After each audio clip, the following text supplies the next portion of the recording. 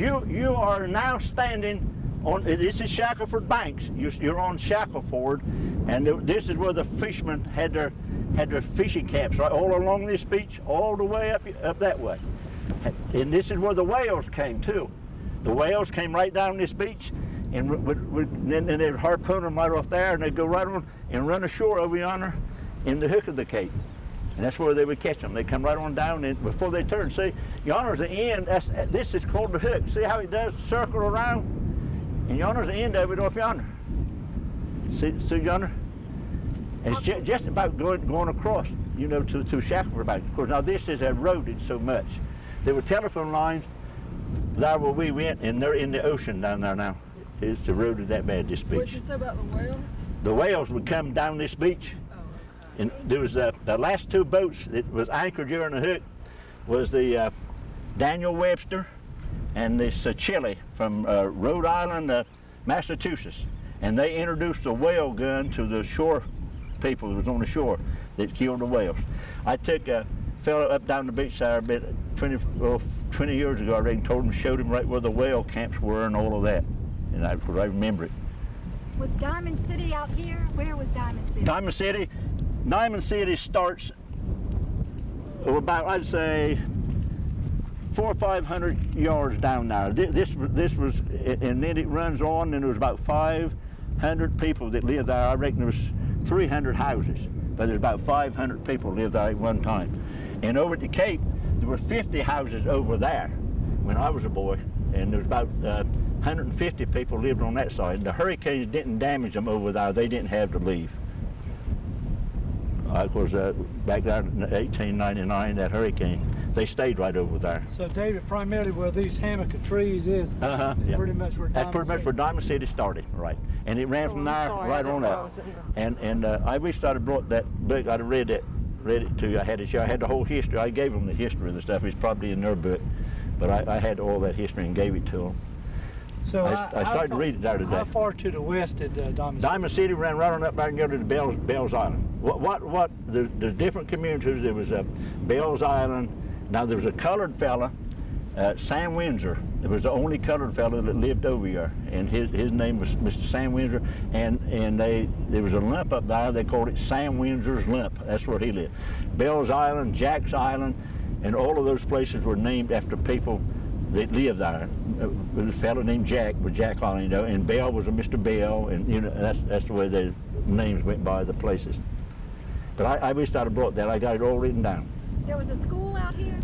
Yeah, there was a school over at Cape Lookout, and there was a school up here, farther up by Diamond City, farther on that one school, and there was 4 stores on Cape Lookout, and there was 8 or 10 stores over here on this side. The fellow Bobby Russell was down there just now. His grandfather had a store, Ed Russell. I told that to him. He said he wanted to see the history that I had of it, and I've got it to him. We heard a lot about hard work, and we heard a lot about the weather, but I didn't hear a lot about the fun. About the fun? Well, I know it. Well, I don't know whether it was too much fun or not. But they had fun, I'm sure. Let me tell you what happened. There was Mr. Billy Hancock. Billy Hancock was the fastest runner over here. And anybody wanted a horse on the open range, they'd give him a quarter, he'd take a rope, run to him, put the line over his head and tighten it up, and you come get your horse. If the family wanted some ducks to eat, he never carried a gun. He crawled down to the duck pond, got set, run right out before they could get away. He'd pick out one each hand. That is the truth. All right. That was some of his. Now that was my grandfather's grandfather. That's right. That's right. I wonder where I got my lies from. That's the truth. All right. Let me tell you what happened. After the first lighthouse up here was built in 1812. It was 96 feet tall. They soon realized it wasn't tall enough to shine out. Well, the keepers had to stay up there all night wiping soot, you know. So they decided to build another one. Now, I read a story that one of the mariners said about the first one. He said, if the lighthouse at Cape Hatteras and Cape Lookout and Cape Florida are not improved, they should be dispensed with. You're apt to run on the beach looking for them. So that was pretty bad light. So they soon found out it was only 96 feet tall. It wasn't tall enough. So they started working on this one. Well, after they got this lighthouse all fixed, that's 150 feet. They got this all fixed and got it working, had the light working. The other light needed to come down. Well, they sent a contractor over, and he got everything ready, but what he needed was somebody that could run 30 or 40 miles an hour to hit one brick. Back then, you didn't know where it was going to fall, you know. So they asked, who's the fastest runner? And they said, Billy Hancock. Find Billy Hancock. He can do your job.